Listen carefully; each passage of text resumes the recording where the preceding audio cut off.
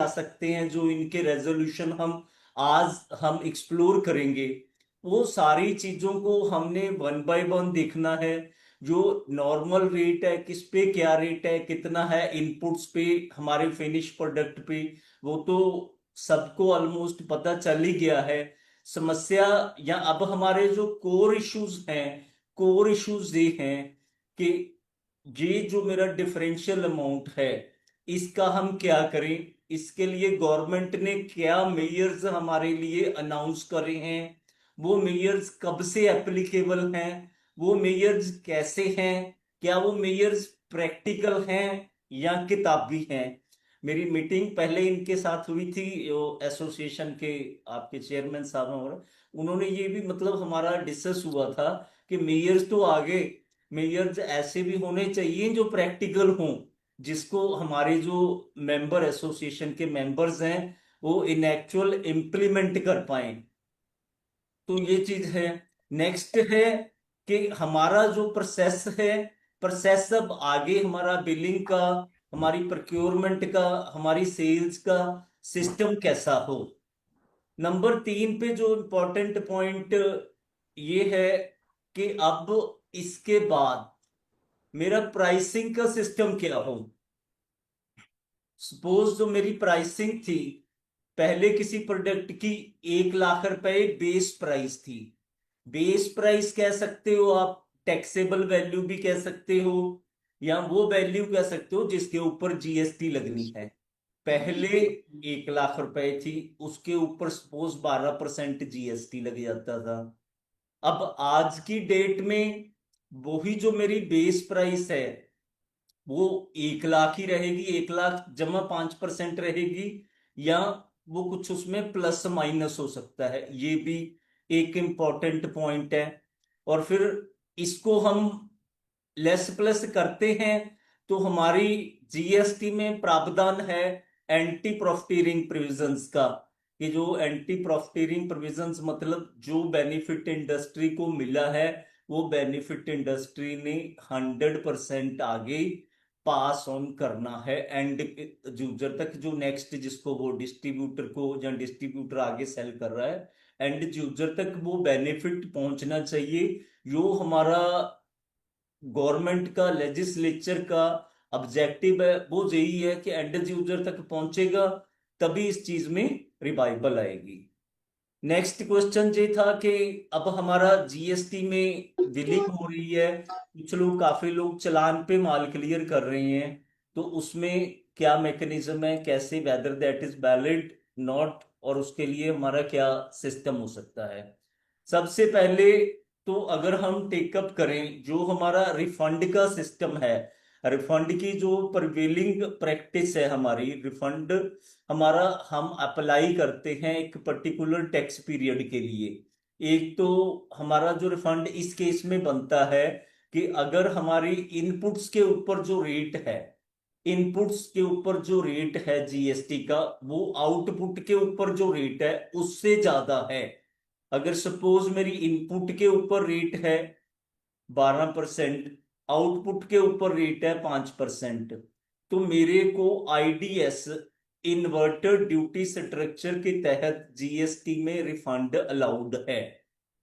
ये एग्जिस्टिंग भी अलाउड था, और जो न्यू अपना रेट रिडक्शन के बाद ये रिफॉर्म्स आए हैं उसमें भी अलाउड है। इसमें डिफरेंस ये है कि जो एग्जिस्टिंग मैकेनिज्म है ये टाइम कंज्यूमिंग भी है और थोड़ा टिपिकल भी है।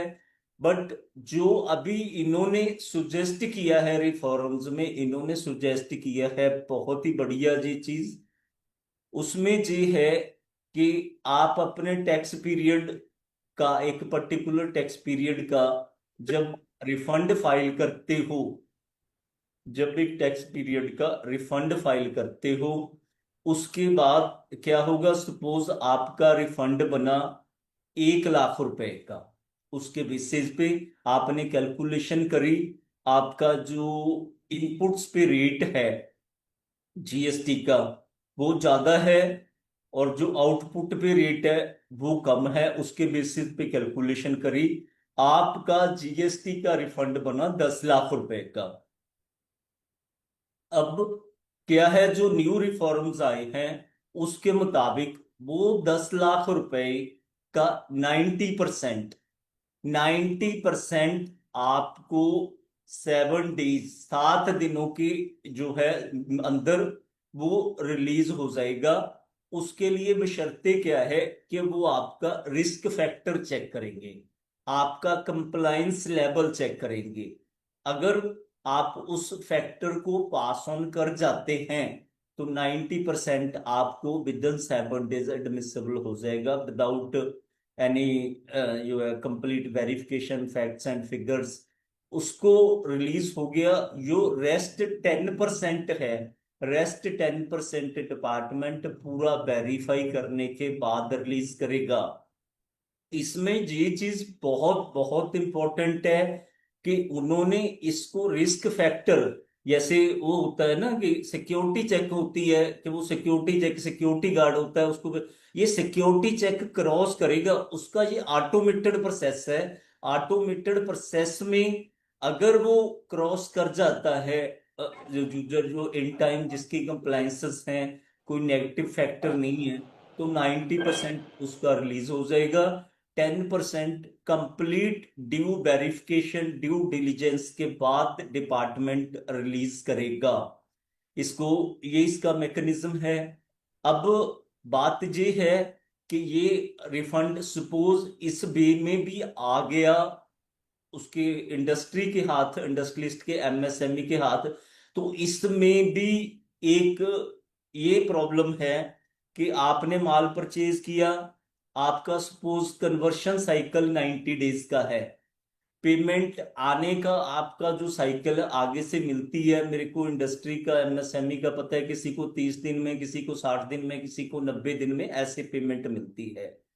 बेसिकली अगर मैं मान लूं कि चलो 30 दिन में मिल गई पेमेंट, एवरेज आपका कन्वर्शन साइकिल बोले तो आप रॉ मटेरियल आपकी फैक्ट्री में या एडवांस देने के बाद आपकी फैक्ट्री में जो फिनिश प्रोडक्ट डिस्पैच हो गया तब तक का उसका पूरा जो पीरियड है, उस पीरियड तक 90 दिन, और रिकवरी के 30 दिन, 120 दिन आपका जो ये हो गया रिकवरी, या तो जीएसटी रिफंड की शेप में होगी जहां जो आपको वहां से पैसे मिलने हैं। It means this one particular amount जो जीएसटी का आपका 7% है।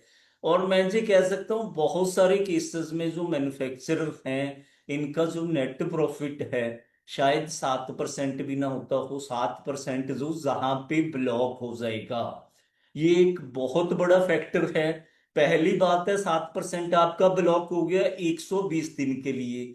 120 दिन भी तब मान के चलिए कि अगर जैसे उन्होंने रिफॉर्म अनाउंस करे हैं ये चीज वैसे ही एग्जैक्टली ट्रांसलेट एक्चुअल में हो जाती है, कि डिपार्टमेंट्स डाउन दी लाइन बिल्कुल आपके साथ डील करने वाले पर्टिकुलर ऑफिसर उसको एग्जैक्टली इंप्लीमेंट कर देते हैं और उसमें कोई इशू नहीं आता। इश्यूज आते हैं तो थोड़ा बहुत ये आगे पीछे हिसाब से भी हो सकता है।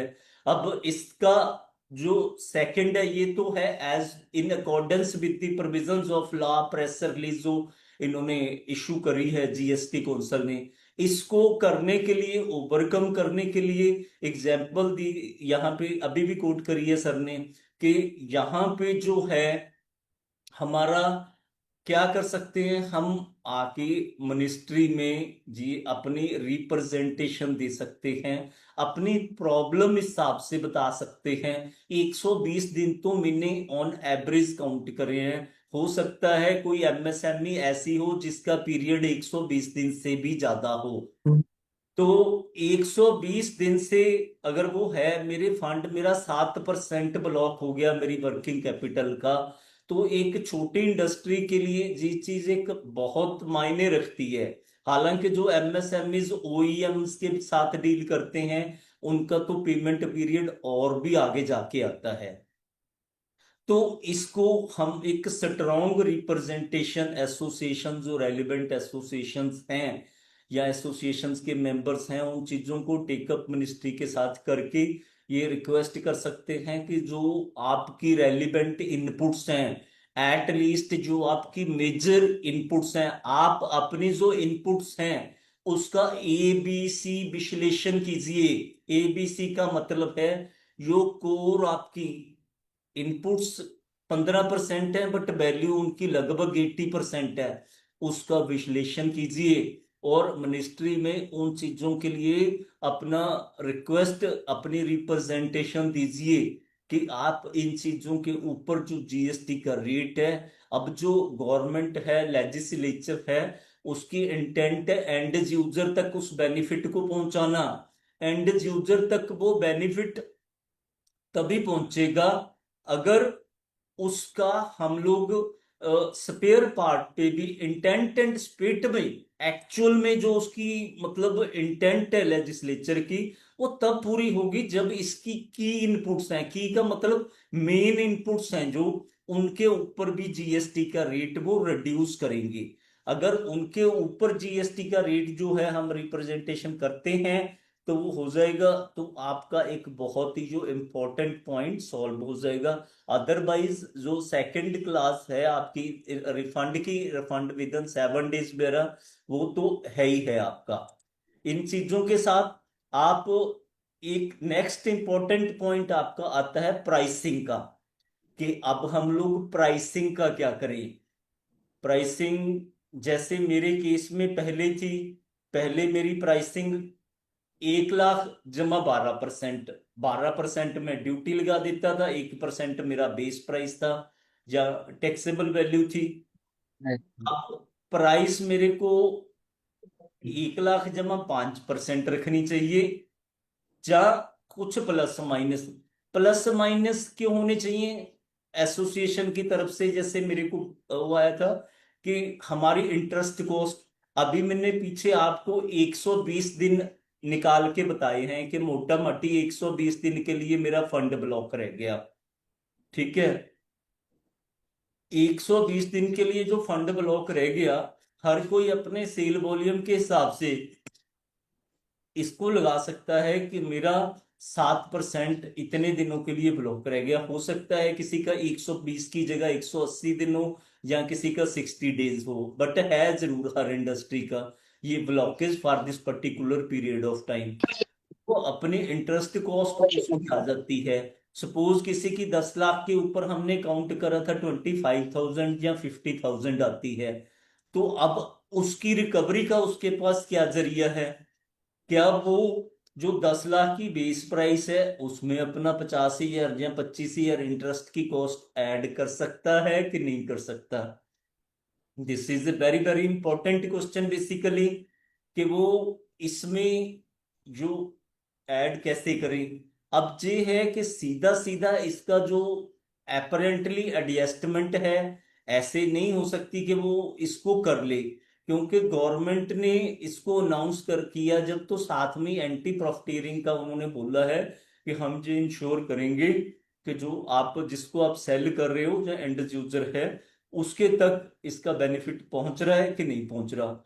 अगर ऐसे फैक्टर ऐड होते हैं तो इसका एक मीनिंग लेटर ऑन ये भी निकल सकता है प्रोसीडिंग्स में कि ये एंटी प्रॉफिटियरिंग प्रोविजंस की नॉन कंप्लायंस है। तो इसके लिए जो हमने अपने रेट नेगोशिएट करने हैं या अपना कॉस्टिंग का स्ट्रक्चर बनाना है, वही आप इस वे में अपना ड्राफ्ट कीजिए कि आपकी इंटरेस्ट की कॉस्ट रिकवर हो जाए। कोशिश कीजिए कि इसको डायरेक्टली और अपेरेंटली मत इंटरेस्ट को वो करिए। अगर आप ऐसे करते हैं तो इट विल बी जो है in not in compliance with the anti profiteering provisions. तो ये हमारा मेजर पॉइंट है प्राइसिंग का, कि प्राइसिंग हम कैसे कर सकते हैं। तो अब नेक्स्ट एक ये था कि जीएसटी रिफंड आ गया। अब इंडस्ट्री ने, एसोसिएशन ने रिप्रेजेंटेशन दी, मिनिस्ट्री ने वो रिप्रेजेंटेशन आपकी मान ली कि स्पेयर पार्ट्स पे आपका जो रेट है वो रिड्यूस कर दिया, स्पेयर पार्ट्स पे भी रेट रिड्यूस हो गया। तो ये था क्वेश्चन कि अब उसके बाद क्या सिनेरियो होगा, जो हमारा आईटीसी पड़ा है, या कैसे क्या उसका रिफंड का क्या मैकेनिज्म। रिफंड तभी एप्लीकेबल है कि अगर आपका जो जीएसटी है इन इनपुट्स के ऊपर, वो आउटपुट के ऊपर जो जीएसटी रेट है उससे ज्यादा है। अगर आपका आईटीसी इकट्ठा हुआ पड़ा है बट इनपुट और आउटपुट का रेट बराबर है, यानी कि जो आप माल यूज कर रहे हैं कि उसमें आपकी इनपुट्स हैं वो यूज कर रहे हैं, और आप जो फिनिश प्रोडक्ट है उसका रेट बराबर है, तो आपको उसका जीएसटी का रिफंड आईडीएस में नहीं मिलेगा। ये चीज आपने नोट करनी है। अगर कम हो जाता है फिर तो इसकी जरूरत ही नहीं है। आपका जो जीएसटी है वो वैसे ही एडजस्ट हो जाएगा जीएसटी उसके अगेंस्ट। ठीक है, जीएसटी एडजस्ट क्रेडिट कैसे होगा? जब आप माल बेचेंगे, आपके जो माल बेचना है आपने, सपोज 10 लाख आपकी बेस प्राइस है, उसके ऊपर हर एक की 25 या 30% कन्वर्शन कॉस्ट इंक्लूडिंग प्रॉफिट्स डाल के होती है। तो ये कन्वर्शन कॉस्ट और वो मिला के जीएसटी आपका एडजस्ट हो जाएगा जीएसटी का क्रेडिट। अब थर्ड वन, नेक्स्ट एक था, बड़ा इंपॉर्टेंट था कि मेरा इनपुट क्रेडिट इकट्ठा हुआ पड़ा है। सपोज 22 सितंबर से न्यू रेट्स एप्लीकेबल हो गए, 22 सितंबर से पहले मैंने माल खरीदा हुआ है ये 12% या इनहांस्ड अपने रेट ऑफ ड्यूटी पे। तो उसके बाद क्या है, मेरा 1 करोड़ का आईटीसी मेरी बुक्स में इकट्ठा हुआ पड़ा है, मेरे जीएसटी में इकट्ठा हुआ पड़ा है 1 करोड़ का इनपुट टैक्स क्रेडिट। उस 1 करोड़ के इनपुट टैक्स क्रेडिट का जब मेरा रेट रिड्यूस हो जाएंगे तब क्या होगा? तब डिपार्टमेंट की तरफ से ऐसी कोई इंडिकेशन तो नहीं आएगी कि इसका तो जी अब रेट ही रिड्यूस हो गया, आपको आउटपुट कम रेट पे देनी है इसलिए आपको जी आईटीसी रिवर्स करना है।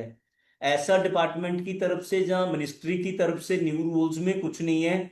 हमें कुछ भी रिवर्स करने की जरूरत नहीं है। जितना भी जीएसटी आपका इनपुट टैक्स का क्रेडिट पड़ा है वो आप आगे कैरी कर सकते हैं, और उसको आपकी जो जीएसटी लाइबिलिटी है उसके अगेंस्ट एडजस्ट कर सकते हैं। कोई भी इनपुट टैक्स क्रेडिट जो पिछला पड़ा हुआ है उसका आपको रिवर्स करने की जरूरत नहीं है। नेक्स्ट है हमारा पॉइंट था मेजर इंपॉर्टेंट,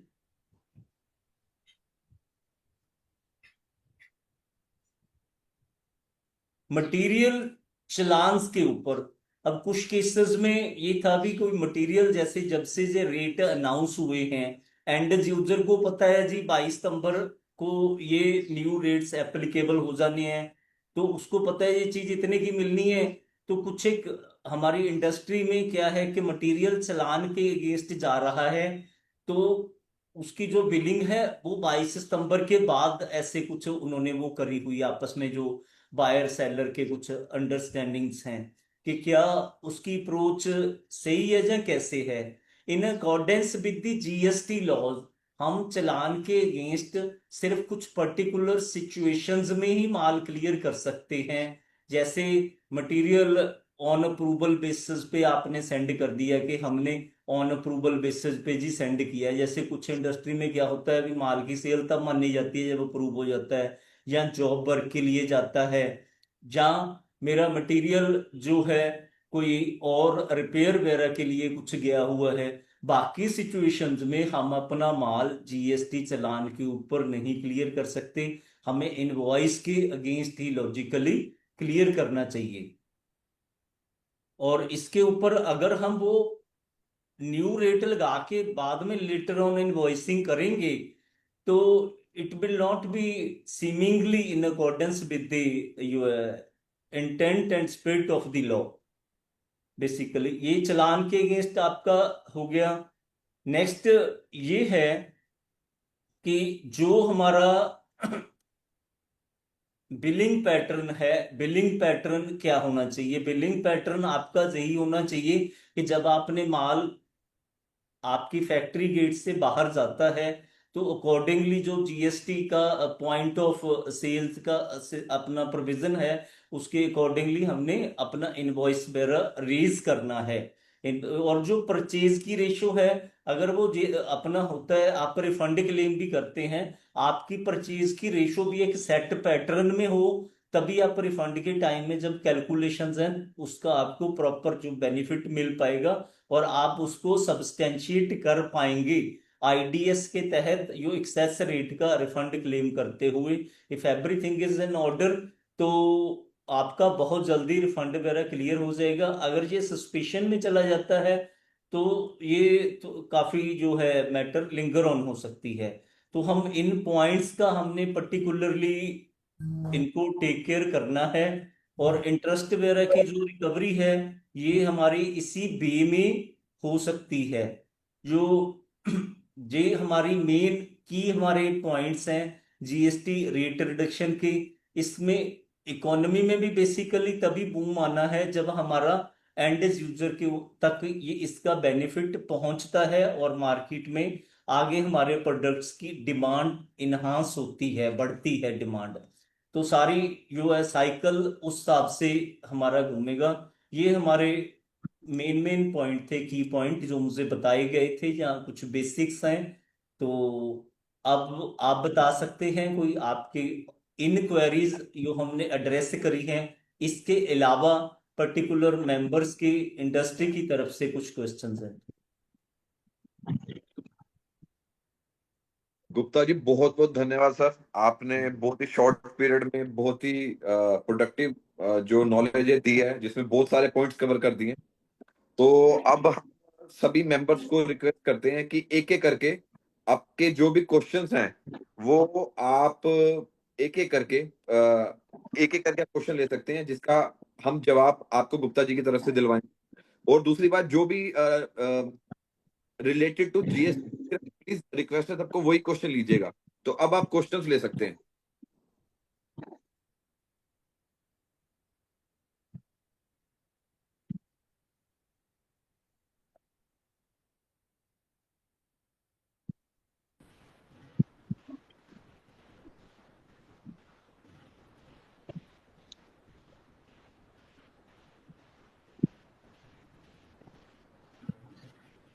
सो मैं एक क्वेश्चन कर सकता हूँ? जी सर प्लीज। अच्छा, what I want to ask, 8432 में उन्होंने लिखा है कि इम्प्लीमेंट्स सारे 5% पे हैं एंड पार्ट्स देयर ऑफ, एक वर्ड यूज किया है। तो इसका हम क्या मतलब समझें कि उसके जितने स्पेयर पार्ट की परचेज और सेल है वो हमारे को 5% पे ही मिलेगी? सर जो एंड पार्ट्स देयर ऑफ, उस जो एक्सटेंडेड ये वर्ड है, जर्नली एक्सटेंडेड वर्ड का यही मतलब होता है कि वो इसकी कंटिन्यूअंस में ही जाता है। नहीं तो इसको समझें। जो पहला शब्द है अगर वो 5% ऐसे बोला हुआ है, एंड पार्ट्स देयर ऑफ वो चीज का आ गया, तो जो एक्सटेंडेड शब्द है तो वो उसकी मेन शब्द की कंटिन्यूअंस में ही गिना जाता है। ठीक है। अब जो 8424 में है उसके अंदर मैकेनिकल मैकेनिकल स्प्रेयर्स हैं, उसमें पार्ट्स देयर ऑफ नहीं लिखा उन्होंने, उसको क्या समझें हम? रिपीट करना। 8424 की जो उन्होंने रिडक्शन करी है उसमें एक आइटम मैकेनिकल स्प्रेयर्स हैं, मतलब ट्रैक्टर हाँ, ऑपरेटेड जितने स्प्रेयर हैं, उसमें उन्होंने पार्ट्स देयर ऑफ का जो सी वर्डिंग उन्होंने मेंशन नहीं करी है। वहां पे ये वर्डिंग मेंशन नहीं करी उस पर्टिकुलर रूल में। हाँ जी।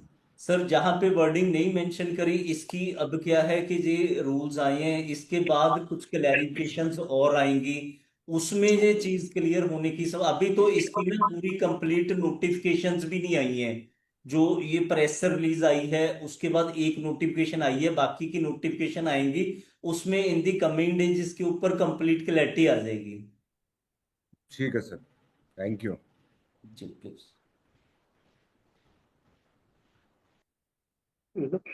सर मैं ना एक बात इस पे रिप्लाई के रूप में कहना चाहता हूँ जी सर। कि पार्ट्स देयर ऑफ जब जीएसटी लगा था तब तो पार्ट्स, इससे पहले पार्ट्स को भी गिना जाता था कि इसमें वो ऑलरेडी, चूंकि agriculture parts and agriculture implements were exempted, वो एग्जाम्प्टेड ही थे एक्साइज रिजीम में। जब जीएसटी लगा तो पार्ट्स देयर ऑफ को एक दो साल के बाद इन्होंने ये कर दिया जीएसटी ने कि हम पार्ट्स को, एग्रीकल्चर पार्ट्स को उसके एज पर नॉमेनक्लेचर इसको जीएसटी रेटिंग में लेंगे। ये जो पहले 12% था वो सारा उसके बाद उन्होंने 2018 के बाद काफी यहाँ दूरी में गियर बॉक्सेस वालों को और कई लोगों को रेड किया, पुली वालों को रेड किया, और ये कहा गया कि we will not treat this pulley to be part of agriculture machinery, we will treat this pulley as a pulley. तो जो कि 8487 में आता है, तो वो 18% पर ही अब सारे, इसके कारण अब 18% के ऊपर ही पार्ट्स सारे लिए जा रहे हैं, डिस्पाइट रिटर्न के पार्ट्स देयर ऑफ। लेकिन अभी ट्रैक्टर इंडस्ट्री ने, जैसे अभी प्रेसिडेंट अधविंदर जी ने बताया कि अभी ट्रैक्टर इंडस्ट्री ने ये सारे 5% में लिखवा कर स्पेशल हेड में लिए हैं। लॉबी तो ने हम उस रिप्रेजेंटेशन को भेज रहे हैं एसोसिएशन की तरफ से, ऑल इंडिया एसोसिएशन की तरफ से भेजा है कि अगर इसका हमारे को, देखिए रिफंड तो बनेगा, लेकिन उससे अगर हमारे जो मेजर पार्ट हैं वो 5% में आ जाते हैं तो रिफंड की अमाउंट काफी कम हो जाएगी। तो वही एक एफर्ट है जिससे हम लोग शायद थोड़ा रिफंड हमारा कम हो जाए सर इसकी ये GST रेदर की तरफ। बहुत जरूरी है। Thank you. ये एक, this is not a merely refund question, ये तो एक सर्वाइवल का क्वेश्चन है कि आपका जो 7% है ये 120 दिन के लिए ब्लॉक हो रहा है। तो और ये प्रोविजंस अभी एप्लीकेबल भी 1 नवंबर से होंगी, जो फास्ट रिफंड मैकेनिज्म है जो मैंने 7 दिन का बताया, 1 नवंबर से ये लागू होगा।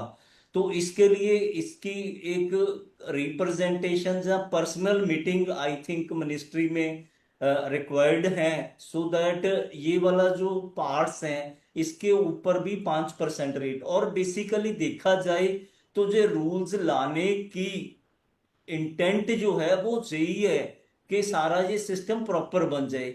इसके ऊपर में एक कड़ी रिफंड की और क्रिएट कर देना, जहां तक मैं समझता हूं वो बेसिक जो इसकी लेजिस्लेचर की इंटेंट है वो नहीं थी ऐसी कि इसको हम एक कड़ी को ऐसे ऐड कर दें। तो अगर रिप्रेजेंटेशन करते हैं, अपनी समस्याओं को लस्ट्रेट करते हैं, तो इस चीज में बेनिफिट हो सकता है।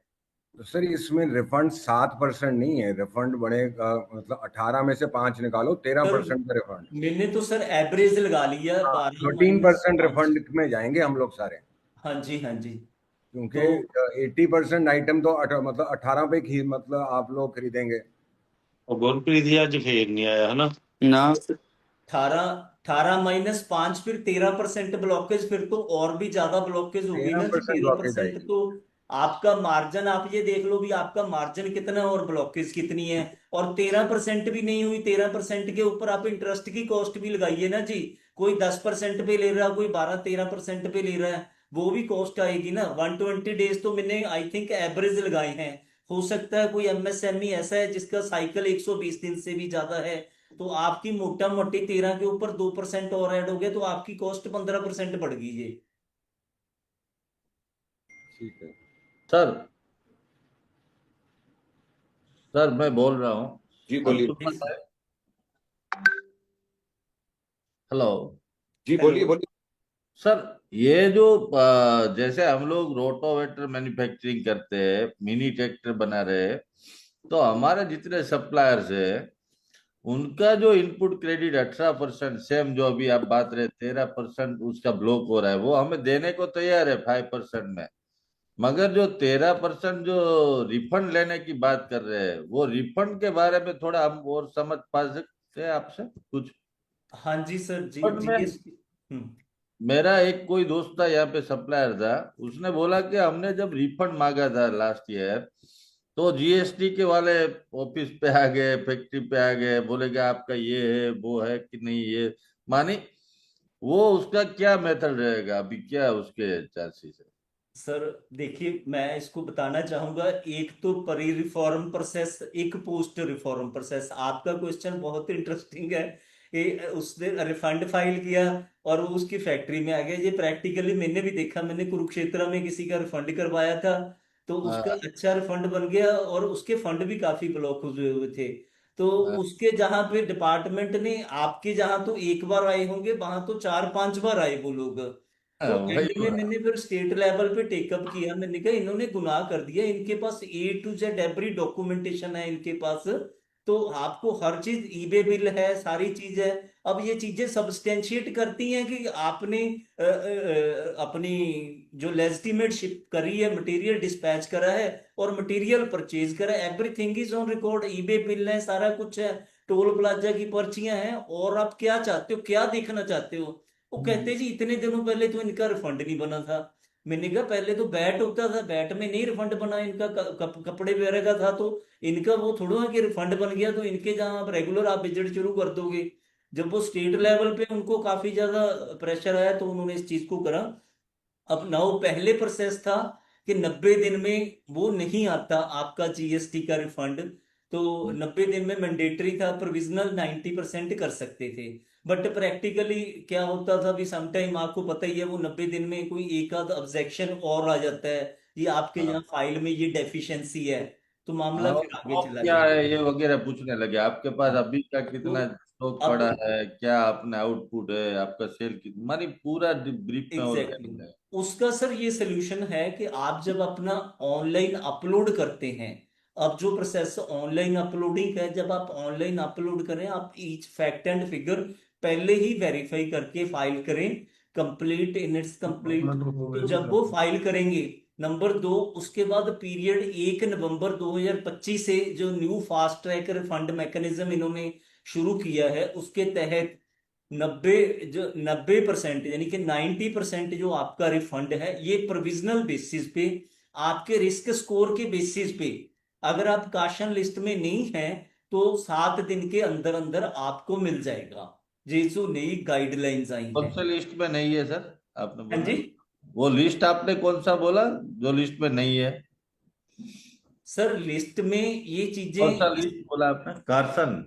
ये प्रेस रिलीज जो आई है उसमें हाँ। रिफंड मैकेनिज्म बताया गया है, फास्ट ट्रैक रिफंड मैकेनिज्म, ये 1 नवंबर 2025 से एप्लीकेबल होगा, और ओके। उसकी डिटेल्ड वो चीज आ जाएंगी। इसके मुताबिक अगर हम देख के इसको एनालाइज करके हम फाइल करेंगे, आपकी जो एसोसिएशन है, देखो फर्स्ट स्टेप तो रिप्रेजेंटेशन का है, सेकंड स्टेप साथ में कोई आने वाले समय में, महीने 2 महीने में ऐसा 1-2 वेबिनार और ऑर्गेनाइज कर लें, मेंबर्स को ये जानकारी दें भी आपने रिफंड के लिए अप्लाई कैसे करना है, उसकी डॉक्यूमेंटेशन कैसे चाहिए। अगर स्ट्रॉन्ग वे में उसको फाइल किया जाता है तो ऑब्जेक्शन के जो चांसेस हैं वो काफी कम हो जाते हैं, और अगर हमारा पहले का ट्रैक कंप्लाइंट रहा है तो 90% 7 दिन में आने की जो चांसेस हैं काफी बढ़ जाते हैं, और 10% वो ड्यू वेरिफिकेशन करके फिर रिलीज कर देते हैं। ये न्यू प्रोसेस है। कॉर्पोरेटर से सर ये ओवरऑल अभी जितना भी हमारे सप्लायर्स है या जो हमारे जैसे मैन्युफैक्चरर है, उसमें ये 5% चलो सेल्स बढ़ेगा ऐसा हो सा रहा है, मगर जो बेसिक प्राइस है उसको हम लोग डिफाइन ही नहीं कर पा रहे हैं। जैसे सर कि मेरे सप्लायर आज मुझे कौन से रेट से देंगे वो अभी डिफाइन नहीं कर पा रहा है, क्योंकि 13% जो ब्लॉक हो रहा है उसको कैसे कैलकुलेट कर सकते हैं सर इसको? प्रॉब्लम प्रॉब्लम हुई है, 13% अकेला 13% नहीं है, उसके ऊपर जो आपकी इंटरेस्ट की कॉस्ट है वो भी शामिल है। वो भी शामिल ये है, यस। 1 या 2% आपकी depending upon the working capital cycle या रेट ऑफ इंटरेस्ट आरओआई, तो 1 या 2% आपकी वो 15% है एक्चुअल में। 15। यस। अब आपका बेसिक क्या है कि वो जो 2% का डिफरेंस है उसको कैसे रिकवर किया जाए, तो उसके लिए देखो अपेरेंटली अगर आपके जे जी मेरा इंटरेस्ट फैक्टर है इसके लिए मैं ऐड कर रहा हूं, तो इट में अट्रैक्ट एंटी प्रॉफिटेरिंग प्रोविजंस, क्योंकि उन्होंने बार बार जो फाइनेंस मिनिस्टर है उन्होंने ये वर्ड किया है कि हम ये इंश्योर करेंगे कि ये बेनिफिट एंड यूजर तक पहुंच रहा है कि नहीं पहुंच रहा। तो उस चीज में वो हो सकता है आप सर अपनी प्राइसिंग ऐसे नेगोशिएट कर सकते हैं, उसको उस वे में डिफाइन कर सकते हैं कि इनडायरेक्टली आपकी कॉस्ट कवर हो जाए ब्याज की। मानी 2% आपको लग रहा है 2% हमें ये depending upon your working capital basic price cycle, में किसी ऐड की, करने चाहिए?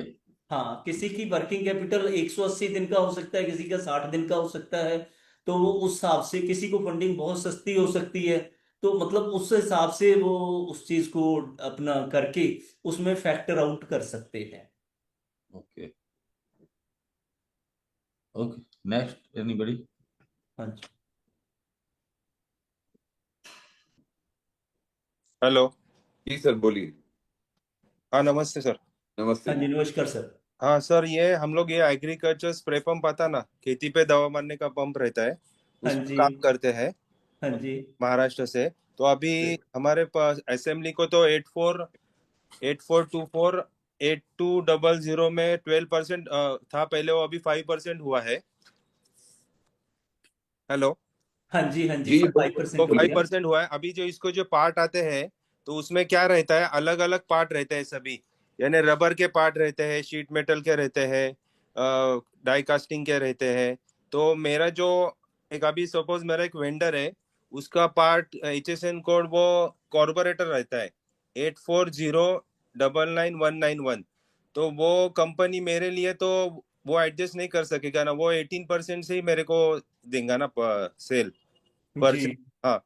तो मेरा क्या हो रहा है, 18% और जो 5% का जो ये हुआ है ना, उसमें मेरे लिए वेंडर तो रिस्क नहीं ले सकता ना कि मैं आपके लिए दूंगा तो फिर वो मैं इसमें क्यों, ये लफड़े में क्यों पड़ूंगा ना। नहीं, वो कर ही नहीं सकता सर, उसको ला के मुताबिक चलना पड़ेगा। हाँ अच्छा, लेकिन वेंडर लोगों को हम लोग अभी क्या, उन वो अभी 18% से हमको देंगे तो हमको रिफंड के लिए आगे जाना पड़ेगा, बराबर ना? जी, रिफंड के लिए आगे जाना पड़ेगा। अच्छा, तो दूसरा कोई और ये नहीं है उसमें, एडवांस रूलिंग जैसा कोई और ऑप्शन है क्या उसमें? सर अभी उसमें कोई वो नहीं है, इसीलिए उनको था कि उन्होंने fast track refund mechanism announce करा है। कुछ हाँ। एक इंडस्ट्रीज ने, जैसे सर ने ट्रैक्टर इंडस्ट्री का बताया है, ट्रैक्टर पार्ट्स, उनका भी रेट उन्होंने काफी अच्छे से वो चीज करी है। तो हाँ। इसके लिए आपके पास वही जो हमारा ऑलरेडी डिस्कस हुआ है, ऑप्शंस हैं। पहली तो ऑप्शंस हैं, आप लोग जैसे मुंबई से हैं, कुछ लोग पंजाब, हर कुछ लोग हरियाणा से हैं, वो हाँ। लोग अपने अपने लीडर्स के थ्रू या डायरेक्टली मीटिंग्स करके एक हाँ। स्ट्रॉन्ग रिप्रेजेंटेशन दें कि ये 13% जो आपने डिफरेंस बताया, 18 हाँ। -5% हाँ। Equal to 13% plus interest cost, ओ- approximate if you consider 2%, then the overall impact is of 15%। Okay. अच्छा। तो 15% इम्पैक्ट के लिए फर्स्ट तो ये है कि एज ऑफ नाउ ये मैटर फ्रेश है, और गवर्नमेंट इस चीज का काफी ज्यादा क्रेडिट लेना है कि इंडस्ट्री एंड यूजर को बेनिफिट मिले और हमारी इकोनॉमी में बूम आए। वो उसके लिए अगर अभी रिप्रेजेंटेशन दी जाएगी या मीटिंग की जाएंगी, तो हाँ। काफी चांसेस हैं कि आपको सक्सेस मिल जाएगी कि इसके ऊपर भी रेट कम हो जाए। नंबर एक। नंबर दो पे पैरेलल आप इस चीज की तैयारी कर सकते हैं। हाँ। ये जो रिफंड है 1 नवंबर 2025 से हाँ। फास्ट ट्रैक रिफंड मैकेनिज्म उन्होंने करा है। Fast okay. Track refund mechanism जैसे आज की डेज में इंडिविजुअल ITR फाइल होती है, हमारे हम्म। कुछ क्लाइंट्स का जो रिफंड है विद इन 48 या 72 आवर रिलीज हो गया। तो ओके। वो चीज कभी आज से अगर 15 साल पहले की बात देखें तो कभी किसी ने सोचा नहीं था भी इनकम टैक्स का रिफंड इतनी जल्दी आ जाया करेगा। तो बराबर। GST में भी हो सकता है ऑन द सेम टाइम आए, तो जैसा इन्होंने डिफाइन करा है कि विद इन 7 डेज हम लोग हाँ। 90% ऑफ योर रिफंड रिलीज कर देंगे, अच्छा। बशर्ते कि आपकी जो आपका GST ने है वो हाँ। काशन लिस्ट में ना हो। काशन लिस्ट में तो कोई रेयर केस में ही होता है जिसमें कोई इश्यूज होते हैं। तो आपका 90% आपका उसी टाइम पॉकेट में आ गया, 10% आफ्टर ड्यू वेरिफिकेशन वो लोग क्रेडिट कर देंगे। तो इस ओके। हिसाब से ऑप्शन बी में आपका रिफंड का आ गया है। अच्छा। हाँ और एक था, देखो ये हमारा ऐसा ये पंप्स रहता है, ये खेती पे दवा मारने के सिवा किधर आगे चल भी नहीं सकता है। और इसमें सब ऐसे ऐसे अलग पार्ट रहते हैं, नोजल रह गई उसकी, रबर वाली पाइप हो गई, वो कुशन हो गई। हाँ तो जी। उसमें जो एक इंजन बोल के आता है ना, जो पावर ड्रिवन करता है। हाँ तो जी। वो जो इंजन है, तो वो इसके बिना दूसरी किसी पे चलेगा भी नहीं। नहीं चलेगा। हाँ, तो वो हम प्रूव तो एक्साइज में हम लोग के वेंडर लोग ने प्रूव किया था।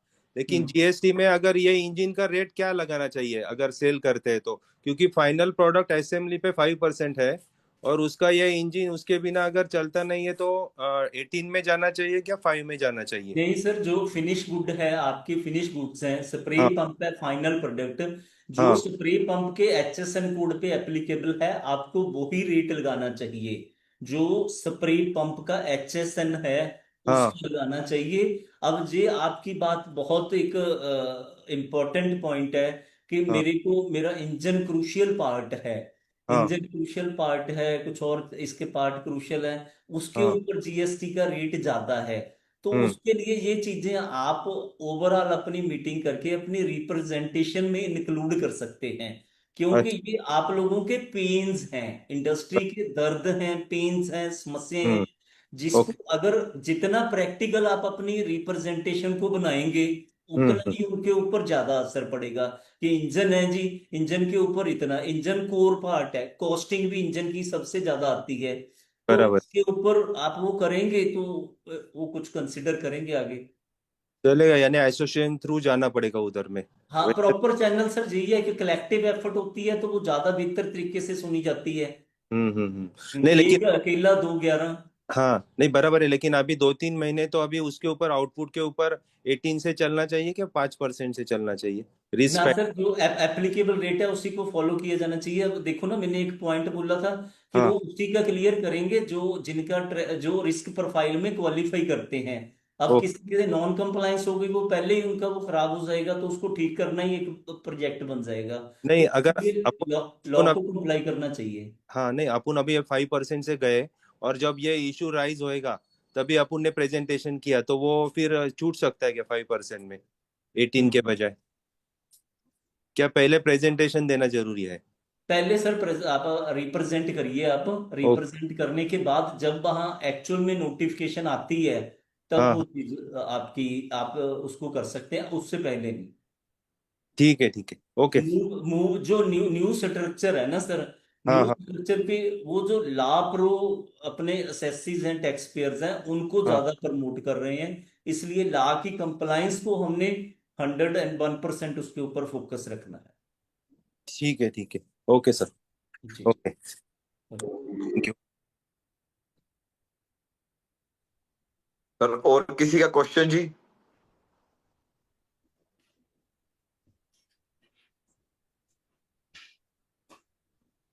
हेलो जी सर बोलिए। सर, ये जो स्टील है बेसिकली हमारे जितने पार्ट्स है उसमें सबसे बड़ा जो स्टील यूज किया जा रहा है लास्ट में सर कैमरे के सामने आ जाइए। अभी हाँ जी। बेसिक मटेरियल स्टील है। हाँ जी। तो स्टील में ये लोग ऐसा प्रिस्क्राइब नहीं कर सक, ये ऐसा कुछ है कि भाई जिसको वो एग्रीकल्चर का वो प्रोडक्ट बना रहा है तो वहीं से वो उसका परचेसिंग डाउन हो जाए, ऐसा पॉसिबिलिटी हुआ सर जाए? सर सर जो उसका प्रिवेलिंग HSN कोड है, जो हम्म। HSN कोड के अकॉर्डिंगली रेट उस पे आ रहा है, वही रेट हमें लगाना चाहिए। क्योंकि अब पता है क्या चीज है सर, अब जो इन्होंने कॉशन लिस्ट या अपना उसका रिस्क प्रोफाइल क्रिएट करना है सॉफ्टवेयर ने, उसमें अगर कोई नॉन कंप्लायंस आ जाती है तो उसको करेक्ट करना एक प्रोजेक्ट बन जाएगा। इसलिए हमें जो वही with in purview of law जो चीज आती है उसी को ही, उसको अगर हम ये करें कि जे स्टील एक्चुअल में तो इसके लिए एग्रीकल्चर एप्लियंस के लिए अब इसका रेट ऐसे होना चाहिए, तो वो प्रॉपर उस चीज के ऊपर जो आप प्रिवेलिंग आपकी शुरू से प्रैक्टिस चली आ रही है किस HSN कोड में उसको ले रहे हैं, उस HSN कोड का ही रेट लगाइए। ऐसे ना हो कि आप रिफॉर्म जो GST रिडक्शन से पहले एक पर्टिकुलर कोड ले रहे थे, अब इसके रेट की रिडक्शन को देखने के लिए आप पर्टिकुलर रेट लेने जा रहे हैं HSN कोड, तो वो चीज हो सकता है रिस्क प्रोफाइल में ऐड हो जाए, बाद में इशू करें, तो हाँ, इसको आई थिंक अवॉइड। मैं वही पूछ रहा था कि अभी ऐसा कोई प्रोविजन है उसमें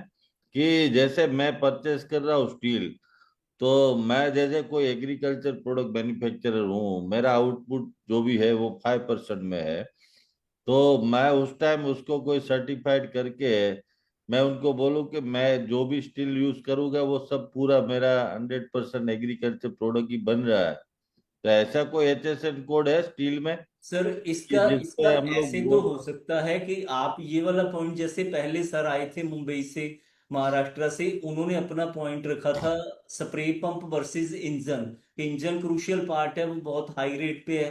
तो ऐसे ही स्टील आपके केस में हो गया। इसके लिए सर आप अपने रिप्रेजेंटेशन में पैरा इंक्लूड करवा सकते हैं। वो क्या है रिप्रेजेंटेशन में, फिर से समझ सकता सर हूँ? वो एसोसिएशन की तरफ से जो प्रेजेंटेशन जाएगी, जहां इनकी कोई पर्सनल मीटिंग होती है फाइनेंस मिनिस्टर के साथ, उसमें आप ये पॉइंट इंक्लूड कर सकते हैं। आपका पॉइंट इंपॉर्टेंट है कि ये स्टील तो 100% वहां पे यूज होना है, इस स्टील के ऊपर जो रेट है वो इसको इस हिसाब से कंसीडर करें, तो वहां पे इंक्लूड करवाया जा सकता है। ओके जी। हेलो और कुछ है? हेलो। हाँ जी सर, हाँ जी।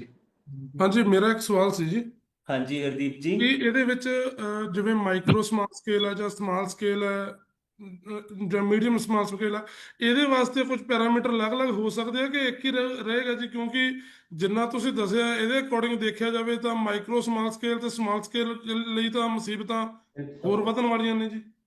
ਸਰ ਬਿਲਕੁਲ ਤੁਸੀਂ ਸਹੀ ਕਿਹਾ। ਇਹਦੇ ਵਿੱਚ ਜਿਹੜਾ ਐਟ ਪ੍ਰੈਜ਼ੈਂਟ ਸਿਸਟਮ ਹੈ, ਇਹਦੇ ਵਿੱਚ ਜਿਹੜੇ ਇਸ਼ੂਜ਼ ਹੈ ਉਹ ਛੋਟੀ ਇੰਡਸਟਰੀ ਦੇ ਲਈ ਬੇਸਿਕਲੀ ਇਨ ਦੇ ਇਨੀਸ਼ੀਅਲ ਪੀਰੀਅਡ ਉਹ ਕਾਫੀ ਹੋ ਸਕਦੇ ਹੈ। ਅਗਰ ਉਹ ਪ੍ਰੋਪਰਲੀ ਪਲਾਨਿੰਗ ਨਹੀਂ ਹੁੰਦੀ ਜਾਂ ਪ੍ਰੋਪਰ ਅੱਗੇ ਤੁਹਾਡੀਆਂ ਜਿਹੜੀਆਂ ਡਿਮਾਂਡਸ ਆ ਉਹ ਚੀਜ਼ ਨਹੀਂ ਹੁੰਦੀ ਹੈਗੀ, ਐਗਜ਼ੀਕਿਊਸ਼ਨ ਦੇ ਵਿੱਚ ਇਸ਼ੂਜ਼ ਆਉਂਦੇ ਹੈ, ਤੇ ਉਹਨਾਂ ਨੂੰ ਓਵਰਕਮ ਕਰਨ ਦੇ ਲਈ ਆਪਾਂ ਜਿਹੜੇ ਪੁਆਇੰਟਸ ਡਿਸਕਸ ਕੀਤੇ ਆ ਉਹਦੇ ਅਕੋਰਡਿੰਗਲੀ ਮੂਵ ਅਹੈਡ ਕੀਤਾ ਜਾ ਸਕਦਾ ਹੈ। ਨੰਬਰ 2 ਦੇ ਉੱਤੇ ਜਿਹੜੀ ਇਹਦੀ GST ਰੂਲਸ ਹੈ, ਨਵੇਂ ਰੇਟ ਰਿਡਕਸ਼ਨ ਪੋਸਟ ਰਿਫਾਰਮਸ, ਇਹਨਾਂ ਦੇ ਵਿੱਚ ਇਸ ਤਰ੍ਹਾਂ ਕੋਈ ਕਲਾਸੀਫਿਕੇਸ਼ਨ ਨਹੀਂ ਹੈ ਕਿ ਇਹ ਛੋਟੀ ਇੰਡਸਟਰੀ ਦੇ ਲਈ ਆਪਾਂ ਕੋਈ ਰਿਲੈਕਸੇਸ਼ਨ ਦੇ ਰਹੇ ਹਾਂ ਜਾਂ ਇਸ ਪੁਆਇੰਟ ਦੇ ਵਿੱਚ ਇਸ ਇੰਡਸਟਰੀ ਨੂੰ ਕੋਈ ਵੱਧ ਵੇਟੇਜ ਹੈ। ਇੱਥੇ ਜਿਹੜਾ ਉਹਨਾਂ ਨੇ ਬੇਸਿਕ ਟਾਰਗੇਟ ਕੀਤਾ ਰਿਫਾਰਮਸ ਦੇ ਵਿੱਚ, ਬੇਸਿਕ ਉਹਨਾਂ ਦੀ ਇੰਟੈਂਟ ਹੈ ਵੀ ਜਿਹੜਾ ਐਂਡ ਯੂਜ਼ਰ ਹੈ ਉਹਦੇ ਹੱਥ 'ਚ ਫਾਰਮ ਪਾਰਟਸ ਹੈ, ਕਿਸਾਨ ਹੈ, ਫਾਰਮਰ ਹੈ, ਉਹਦੇ ਹੱਥ 'ਚ ਜਿਹੜਾ ਪ੍ਰੋਡਕਟ ਆਉਂਦਾ ਹੈ ਉਹ ਸਸਤਾ ਪ੍ਰੋਡਕਟ ਆਵੇ।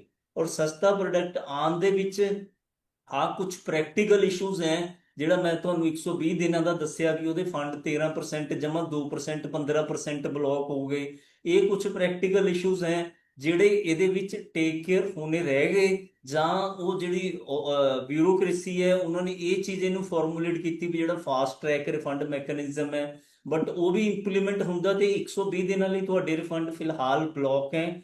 ਤੇ ਤੁਸੀਂ ਇਸ ਚੀਜ਼ ਦੇ ਲਈ ਰਿਪਰੈਜ਼ੈਂਟੇਸ਼ਨ ਹੀ ਤੁਹਾਡਾ ਇੱਕ ਉਹ ਲੱਗ ਰਿਹਾ ਹੈ। Otherwise second option is refund. ਕੋਈ ਪਰਟੀਕੂਲਰ ਅਲੱਗ-ਅਲੱਗ ਡਿਫਰੈਂਟ ਛੋਟੀ ਇੰਡਸਟਰੀ ਲਈ ਇਸ ਤਰ੍ਹਾਂ ਕੋਈ ਡਿਫਾਈਨ ਨਹੀਂ ਕੀਤਾ ਗਿਆ ਇਹਦੇ ਵਿੱਚ ਫਿਲਹਾਲ। ਸਰ ਜੇ ਕੋਈ ਪ੍ਰੈਜੈਂਟੇਸ਼ਨ ਬਣਾਈ ਜਾਵੇ ਜਿੱਦਾਂ ਕਿ ਜਿਹੜੀ ਕੋਈ ਫਰਮ ਜਿਹੜੀ ਹੈਗੀ ਆ ਜਾਂ ਜਿਹਦੀ ਟਰਨਓਵਰ 1 ਕਰੋੜ ਜਾਂ 2 ਕਰੋੜ ਦੇ ਅੰਡਰ ਹੈਗੀ ਹੈ, ਕਿ ਉਹਦੀ ਪ੍ਰੈਜੈਂਟੇਸ਼ਨ ਇੱਕ ਅਲੱਗ ਬਣ ਜਾਏ ਜਿਹਦੇ ਵਿੱਚ ਉਹਨਾਂ ਨੂੰ ਕੁਝ ਰਾਹਤ ਮਿਲ ਸਕੇ, ਕੁਝ ਇਦਾਂ ਹੋ ਸਕਦਾ? ਸਰ ਮੇਰੇ ਵਿਚਾਰ ਚ ਟੂ ਵੀ ਕਿ ਤੁਹਾਡੇ ਜਿਹੜੀ ਇਨਪੁਟਸ ਦੇ ਉੱਤੇ ਰੇਟ ਪ੍ਰੋਪਰ ਰੈਸ਼ਨਲਾਈਜ਼ ਆ ਜਾਏ, 5% ਆ ਜਾਏ ਉਸੇ ਬ੍ਰੈਕਟ ਚ, ਉਹਦੇ ਲਈ ਸਰ ਇੱਕ ਕਲੈਕਟਿਵ ਤੇ ਛੋਟੀ ਪ੍ਰੈਜੈਂਟੇਸ਼ਨ ਹੀ ਬਣਾ ਕੇ ਦਿੱਤੀ ਜਾਵੇ, ਉਹ ਜ਼ਿਆਦਾ ਵਧੀਆ। ਉਹਦੇ ਵਿੱਚ ਪੁਆਇੰਟ ਛੋਟੀ ਇੰਡਸਟਰੀ ਦਾ, ਜਿਸ ਤਰ੍ਹਾਂ ਤੁਹਾਡੇ ਤੋਂ ਪਹਿਲਾਂ 2 3 4 5 ਪੁਆਇੰਟ ਬਹੁਤ ਇੰਪੋਰਟੈਂਟ ਉਹਨਾਂ ਨੇ ਕੀਤੇ ਆ, ਇਸੇ ਤਰ੍ਹਾਂ ਹੀ ਤੁਸੀਂ ਆਪਣੇ ਛੋਟੀ ਉਹਦੇ ਇੰਡਸਟਰੀ ਦੇ ਪੁਆਇੰਟ ਹਾਈਲਾਈਟ ਕਰਵਾ ਕੇ ਉਹਦੇ ਵਿੱਚ ਇਨਕੋਰਪੋਰੇਟ ਕਰਵਾ ਦਿਓ, ਅਲੱਗ ਨਾ ਦਿਓ ਤਾਂ ਬਿਹਤਰ ਹੈ। ਬਾਕੀ ਜਿੰਨਾ ਤੁਸੀਂ ਦੱਸਿਆ ਜੀ ਉਹਦੇ ਅਕੋਰਡਿੰਗ ਮੈਂ ਵੀ ਬਣਾ ਕੇ ਦੇਖਿਆ, ਬੇਸਿਕ 3% ਇਨਕਰੀਜ਼ ਹੋ ਰਿਹਾ ਜੀ ਇਹਦੇ, ਜਿੱਦਾਂ ਤੁਸੀਂ ਦੱਸਿਆ ਸਿਸਟਮ 15-16% ਹੋ ਗਿਆ ਜੀ। ਫਿਰ 15-16% ਦੇ ਉੱਤੇ ਤੁਸੀਂ ਦੇਖੋ ਵੀ ਇੱਕ ਇੰਡਸਟਰੀ ਦਾ ਕਿੰਨਾ ਮਾਰਜਨ ਹੈ ਛੋਟੀ ਇੰਡਸਟਰੀ ਦਾ, ਔਰ ਉਹ ਕਿਵੇਂ ਇਹਨਾਂ ਚੀਜ਼ਾਂ ਨੂੰ ਵੀਟ ਕਰ ਪਾਊਗੀ। ਤਾਂ ਇਹ ਇਟ ਸੈਲਫ ਹੀ this is a question on their survival ਤੇ ਨੀਡਸ ਟੂ ਬੀ ਐਕਸਪਲੋਰਡ। ਇਹਨੂੰ ਇੱਕ ਛੋਟੀ ਇੰਡਸਟਰੀ ਦਾ ਚੈਲੰਜ ਹੀ ਫਾਈਨੈਂਸ ਹੈਗਾ ਜੀ। ਹਾਂ ਫੰਡ ਬਿਲਕੁਲ ਹੈਗੇ ਆ। It's like blood in body basically sir. खून तो बिना बॉडी नहीं चल सकती, खून के बिना अपना शरीर काम नहीं। और वैसे एग्जैक्टली उसी हिसाब से ये जो है वो चीज नहीं, फाइनेंस के बिना बिजनेस का मुश्किल है। फाइनेंस का अगर आपका 15%, 16%, 15-16% अगर ब्लॉक हो जाता है 120 दिन के लिए, तो एक क्वेश्चन मार्क आ जाता है। सर एक क्वेश्चन हो रहा है, जो आपने बताया कि 1 नवंबर से जो प्रोसेस शुरू हो रहा है अभी फास्ट ट्रैक वाला जी, उसमें सर कोई ऐसा भी है जैसे आपने बताया कि 7 दिन में उसका रिफंड सिक्योरिटी चेक के थ्रू शुरू हो जाएगा, उसका कोई लास्ट डेट भी होती है अभी जान के इतने दिन के बाद रिफंड नहीं ले सकते या कैसा कुछ? 2 साल का पीरियड है। बहुत ही अच्छा क्वेश्चन हरदीप जी आपने पुटअप करा है। उसके लिए 2 साल का पीरियड है। ओके।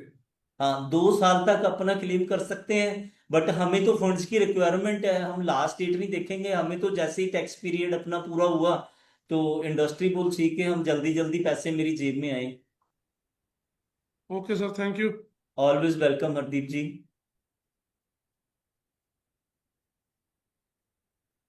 सर किसी और का क्वेश्चन जी?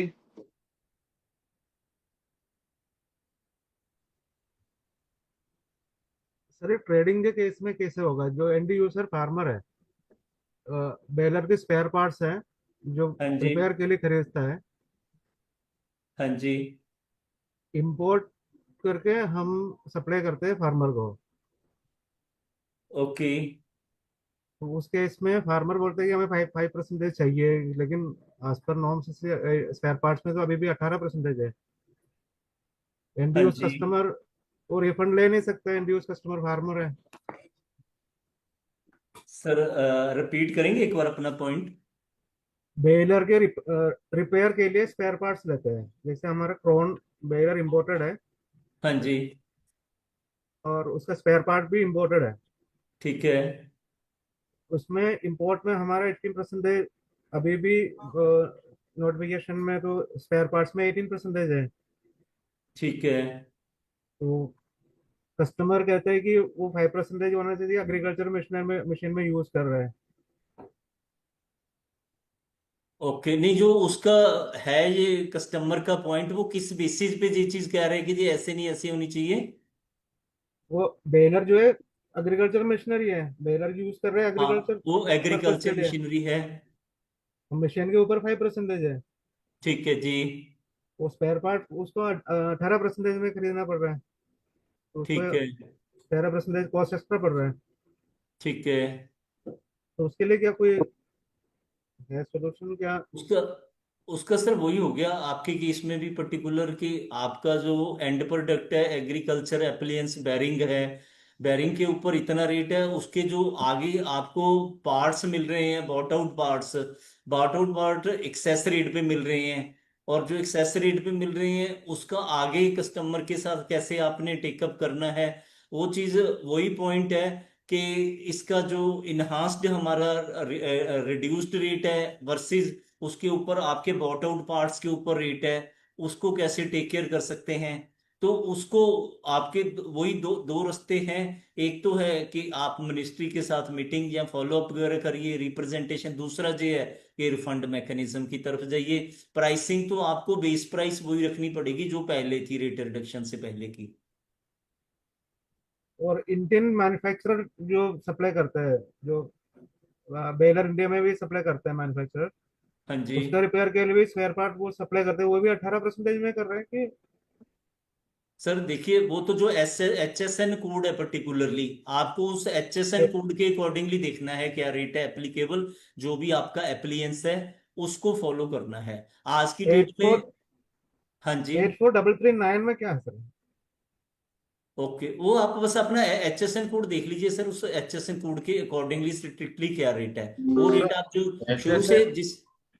एचएसएन कोड का कोई नया ये आया है लिस्ट के हिसाब से, एचएसएन कोड वाइज कुछ? नहीं सर, HSN कोड तो जो पहले चले आ रहे हैं वही है। नहीं, उसके सामने उसका टैक्सेस क्या रहेगा, ऐसा कुछ नहीं है हाँ, वो तो क्लियर? सर नोटिफिकेशन में ही आ गया है, जो पहले प्रेस रिलीज थी उसमें भी आया हुआ है, जो नोटिफिकेशन है तो उसके भी दिया है। नोटिफिकेशन आप हमें कुछ शेयर कर सकते हैं सर? हाँ जी सर, मैं सुमित जी सर को शेयर कर दूंगा, वो आप सबको मेंबर्स को शेयर कर देंगे। इसकी रेट्स की तो सर आ गई है आपके लिए। आपका शुभ नाम? मेरा नाम JD दवे है, मैं सनराइज ग्रुप से हूँ। हम ओके, तो ट्रांसमिशन, ट्रैक्टर्स एंड रोटोवेटर बना रहे हैं अभी। Oh great great Rajkot Gujarat based company है हमारा। Great great great. हाँ, मैं तो नोटिफिकेशन शेयर सर कर दूंगा। मुझे लग रहा है ये जो भी मैटर जा रही है कहीं ना कहीं रिप्रेजेंट करने पड़े, ऐसा ही कोई व्यू आ रहा है। सर सर देखो, अगर तो फ्रेश टेकअप हो जाता है, अभी ये मुद्दा काफी मतलब वो है, तो लेटेस्ट कोई 10-15-20 दिन या 1 महीने में हो जाता है तो इसका फिर स्ट्रांग असर पड़ेगा और आउटकम अच्छी आ सकती है। सर रियल मैटर बोले तो प्रॉब्लम ये है, कोई सप्लायर 10% से ज्यादा प्रॉफिट है नहीं उसके, समझो। मैं वही तो कह रहा हूँ, 10% से ज्यादा प्रॉफिट नहीं है, और इधर 15% आपका ब्लॉक हो रहा है, पंद्रह हाँ, तो परसेंट ये 5% तो रो हर एक बार घर से लेके आना पड़ेगा, ये बेटर हो रही है। तो हाँ अभी हाँ। इसका इमीडिएट सॉल्यूशन नहीं है, तो इसके लिए कोई भी एक्शन लिया गया ऐसा कुछ आपके नॉलेज में हो तो भी देखो कोई? सर, सभी जो अपनी एसोसिएशंस हैं, इंडस्ट्रियल बॉडीज हैं, वो अपने अपने लेवल पे जहां कहीं पे हिट हुआ है वो टेकअप कर रही हैं। और ओके। जो आउटकम है, आउटकम अभी इन दी डेज टू कम आएगी। और आप लोग भी अकॉर्डिंगली रिप्रेजेंट, जैसे आपने अभी बताया कि 10% आपका मार्जिन है। आई थिंक सर कुछ एक इंडस्ट्री तो छोटी ऐसी है जिनका मार्जिन 10% भी नहीं है।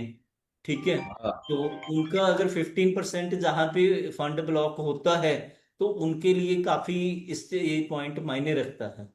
फर्स्ट पॉइंट तो रिप्रेजेंटेशन है। सेकंड पॉइंट है कि सर हम अपने आप को इतना प्रोफिशिएंट कर लें, इतना प्रोफिशिएंट कर लें कि हम अपना एक तो जो रिफंड है 7 दिन वाला उसको अवेल करें। दूसरा, हम जो वर्किंग कैपिटल साइकिल है उसको कंप्रेस करें। हमारे पास ना कुछ टाइम पहले एक बड़ी सर एमिनेंट उसकी इंडियन कंपनी की कोई असाइनमेंट आई थी। ठीक है। उनका सर जो वर्किंग कैपिटल साइकिल था पहले का भी 120 डे था, और उन्होंने उसको कंप्रेस करके उनको दे नियर अबाउट उसको ब्रॉट आउट 30 डेज तक ले आए थे। वो उसको कंप्रेस करके 30 के बाद भी टारगेट किया कि इससे भी कम करना है। तो मतलब हमने एक ऑप्शन ए में रिप्रेजेंटेशन बता दिया, ऑप्शन बी भी आपने तैयार रखनी है। उसमें भी हमारी जो सर्वाइवल है, इन्हीं पॉइंट्स पे अगर हम अपने टॉप लाइन बॉटम लाइन को इम्प्रूव करना है हमने, तो हमें ये भी देखना पड़ेगा सर कि हम अपनी कॉस्टिंग, अपने वर्किंग कैपिटल साइकिल्स को कैसे रिड्यूस कर सकते हैं। कुछ एक मेरे क्लाइंट्स हैं, मेरी इंडस्ट्री, कुछ लोग हमें अप्रोच करते हैं, हम उनका sir working capital cycle analyse करते हैं, उन्होंने कभी देखा ही नहीं होता, उस चीज को रियलाइज ही नहीं किया होता कि मेरा वर्किंग कैपिटल साइकिल इतना है। वो मतलब साइकिल शुरू से, मतलब पुरानी इंडस्ट्री कोई 50 साल से 60 साल से चली आ रही है, जैसे चली है उसको एनालाइज करें, उसको कंप्रेस करें। जैसे क्या है, हमारी फाइल्स होती हैं या कोई चीज होती है ना, हम कंप्रेस कर देते हैं। एक पर्टिकुलर बैग में डालना है, अटैची में कपड़े नहीं आ रहे तो और डालने हैं, आप कंप्रेस करके कितने कितने डाल लेते हैं उसके अंदर। तो सर कंप्रेस करें अपने वर्किंग कैपिटल साइकिल को भी। उसको 120 डेज है तो टारगेट करेंगे उसको 30 डेज तक लेके आना है। हमने मतलब कंपिटिटिव बनना है सर मार्केट में। आज की डेट में चाइना से कितना इंपोर्ट होना शुरू हो गया, वो चीजें हैं। तो वो तभी हम कर सकते हैं जब हम अपनी इंडस्ट्री में आउटशाइन करें। परफेक्ट, जी। You are right. एक सर, जो आपने बताया था, जो 31 अक्टूबर तक जितनी बिलिंग होगी उसका क्लेम पहले प्रोसेस से होगा, जो वो नए में आ जाएगा, वो जो 1 नवंबर को शुरू हो रहा है? हरदीप जी, 31 अक्टूबर तक की बिलिंग जो है, इसका जो बिलिंग का सिस्टम है, न्यू रेट रिडक्शन है, ये 22 सितंबर से एप्लीकेबल है। आपको 22 सितंबर से रिड्यूस्ड रेट्स पे बिलिंग करनी है। जो 1 नवंबर से है वो रिफंड मैकेनिज्म, जो फास्ट ट्रैक रिफंड मैकेनिज्म है, उसके लिए है। सर मैं रिफंड की बात कर रहा हूँ, जो 31 तक बिलिंग होगी, 31 अक्टूबर तक, जी उसका क्लेम पहले सिस्टम में होगा, जो जो नया ट्रैक है उसमें आ जाएगा वो भी? सर देखो, लॉजिकली तो न्यू में आना चाहिए क्योंकि इंटेंट बेनिफिट देने की है। ठीक है ना जी। बेनिफिट तो तभी है जब उसके एग्जिस्टिंग में वो, क्योंकि सिस्टम पोर्टल ही चेंज हो जाएगा ना उसके बाद, तो न्यू में ही आना चाहिए। बाकी इसके लिए जो डिटेल्ड गाइडलाइंस हैं 1 नवंबर से अप्लाई होगा, तो उसके लिए अभी आनी बाकी है। बट जहां तक मैं समझता हूं, ये जो जो भी रिफंड फाइल होगा, चाहे वो पुराना है चाहे नया है, वो एक ही पोर्टल पे फाइल होगा, तो उसे एक ही तरह की प्रोविजन जो है वो एप्लीकेबल होंगी। ओके जी। जी। वेलकम। सर इसमें मैं सभी मैन्युफैक्चरर से ये बात शेयर करना चाहता हूँ कि आज जब छोटी सी प्रॉब्लम आती है किसी मैन्युफैक्चरर को इस तरीके की, जब हमें इकट्ठे मिलके आगे बढ़ना चाहिए, इस प्रॉब्लम पे ऐसे टाइम पे एसोसिएशन का सबसे बड़ा रोल होता है। आज आप देखिए कि हमारी एसोसिएशन जो Punjab state agriculture implement association है, पिछले 10 दिन से इस मुद्दे पे काम कर रही है। और जैसे गुप्ता जी ने कहा कि रिप्रेजेंटेशन, हमारी एसोसिएशन अराउंड 2 से 3 रिप्रेजेंटेशन पहले भी दे चुकी है। कल ही हमारे प्रेसिडेंट साहब की मीटिंग एग्रीकल्चर मिनिस्टर के साथ हुई है वर्चुअली। और हमारे जो चेयरमैन है बलदेव सिंह जी, उनकी पंजाब कैबिनेट जो मिनिस्टर है उनके साथ वेबिनार हुआ है। तो पिछले 10 दिन से इसी पे काम चल रहा है। और ये आज का वेबिनार भी इसलिए किया गया कि अभी हमारी हमारी एसोसिएशन की सोच थी कि आपके जो डाउट्स हैं वो क्लियर हो पाए, लेकिन जो भी रिप्रेजेंटेशन आगे देनी है, क्या देनी है, कैसे देनी है, वो गुप्ता जी की मदद से आज हमें पता चल गया है। तो वो जो रिप्रेजेंटेशन है आगे हम उसी हिसाब से देंगे।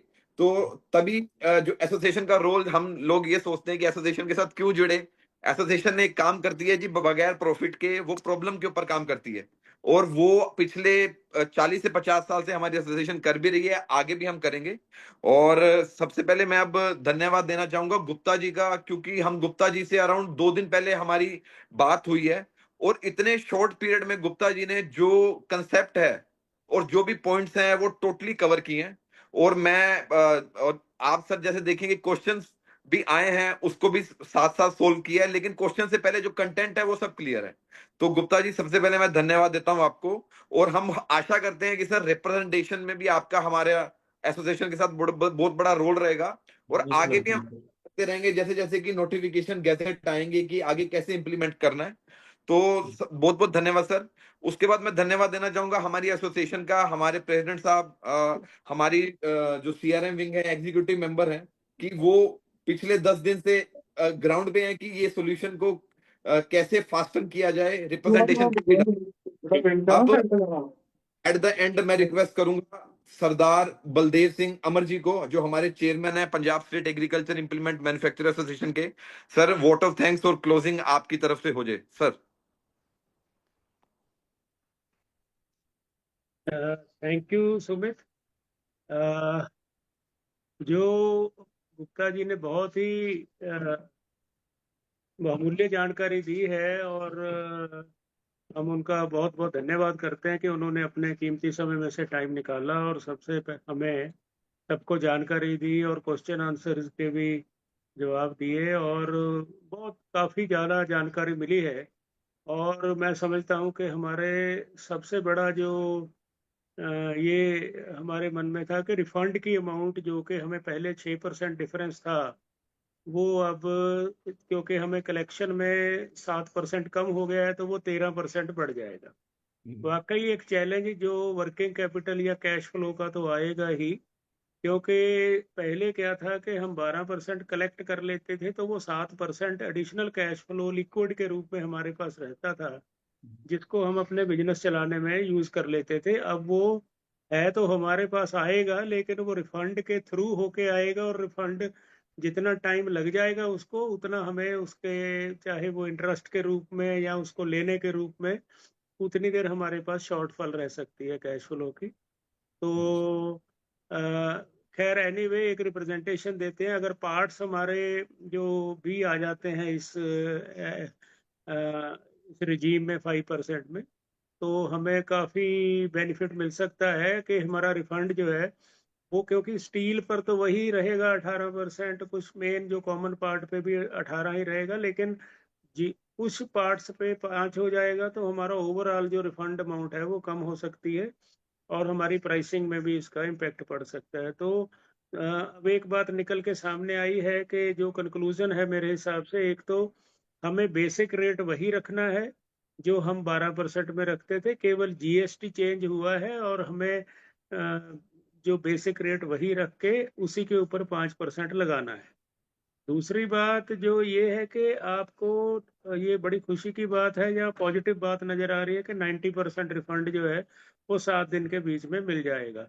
तो उसके लिए अगर ये इस तरह से कोई गवर्नमेंट का नोटिफिकेशन है, तो मैं गुप्ता जी को रिक्वेस्ट करूंगा वो हमारे साथ शेयर करें, ताकि हमको यहाँ के अगर कोई लोकल ऑफिशियल्स के साथ बात करते हैं तो वो दिखाना भी पड़ सकता है।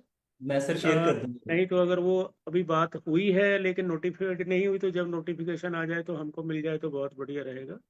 इसके साथ साथ मैं सभी मेंबर्स का, सबका बहुत बहुत धन्यवाद करता हूं जिन्होंने एक्टिवली इसको पार्टिसिपेट किया, और इस जीएसटी के लिए रिलेटेड मीटिंग से मैं पार्टिसिपेट किया और क्वेश्चन आंसर किए।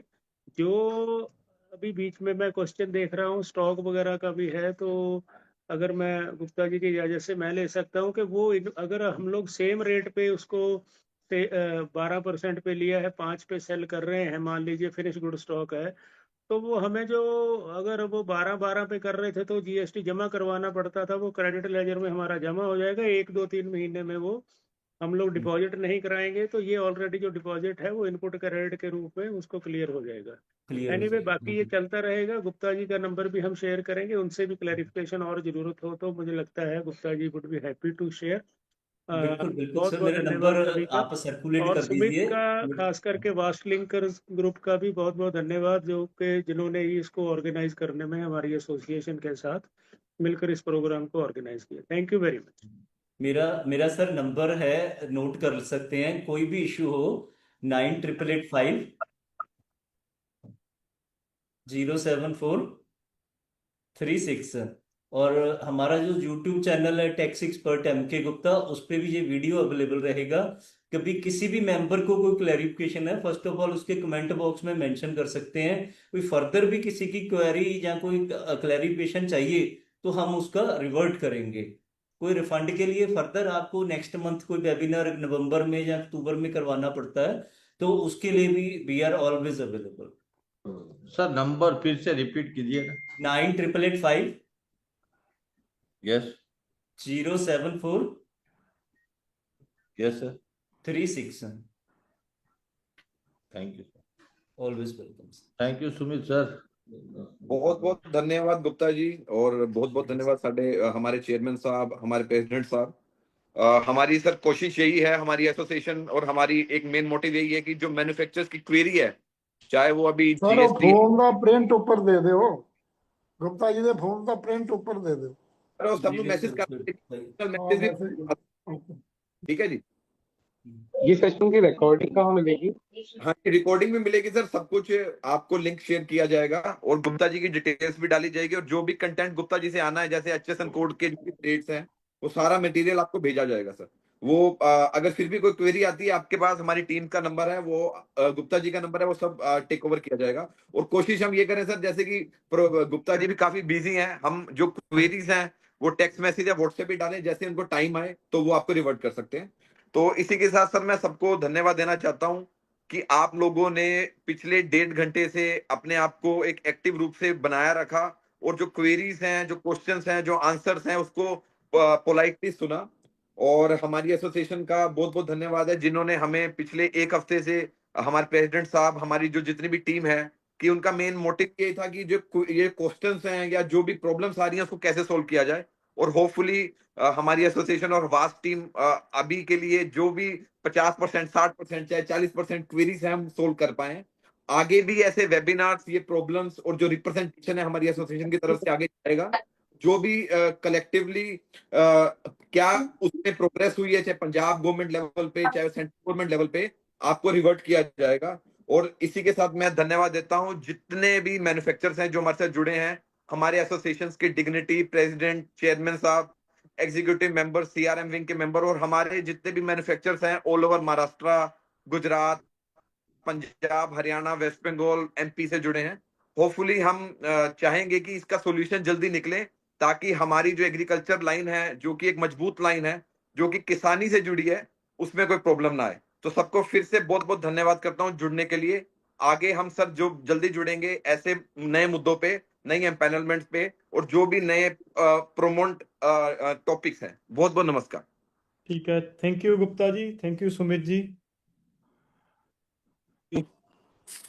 Thank you to all members.